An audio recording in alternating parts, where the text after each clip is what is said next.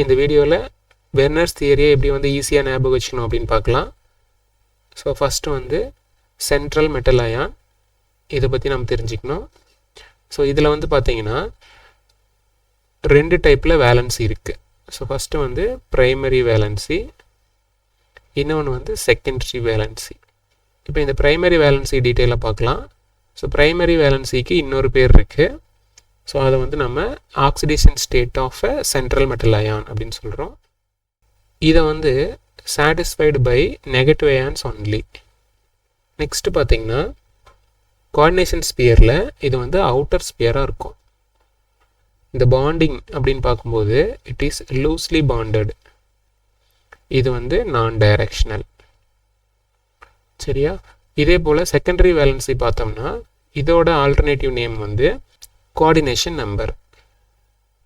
அடுத்து இதை வந்து சாட்டிஸ்ஃபைடு பை நெகட்டிவ் அயான்ஸ், அதுக்கப்புறம் நியூட்ரல் லிகன்ஸ், அடுத்தது வந்து பாசிட்டிவ் லிகன்ஸ். செகண்டரி வேலன்ஸையை சாட்டிஸ்ஃபை பண்ணும். நெக்ஸ்ட்டு பார்த்தீங்கன்னா it is a inner sphere. அடுத்து இந்த செகண்டரி வேலன்ஸை பொறுத்த வரைக்கும் firmly attached to central metal ion. Firmly attached அப்படிங்கும்போது ஸ்ட்ராங் பாண்ட் அப்படின்னு நீங்கள் ஞாபகம் வச்சுக்கோங்க. அடுத்தது பார்த்தீங்கன்னா it is a directional in nature.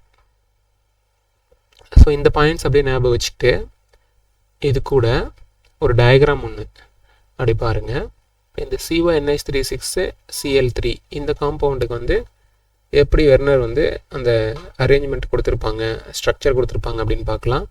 So first வந்து இந்த மாதிரி போட்டு இங்கே பாருங்கள், இந்த மாதிரி ஒரு டாட்டட் லைன், ஒரு பாக்ஸு.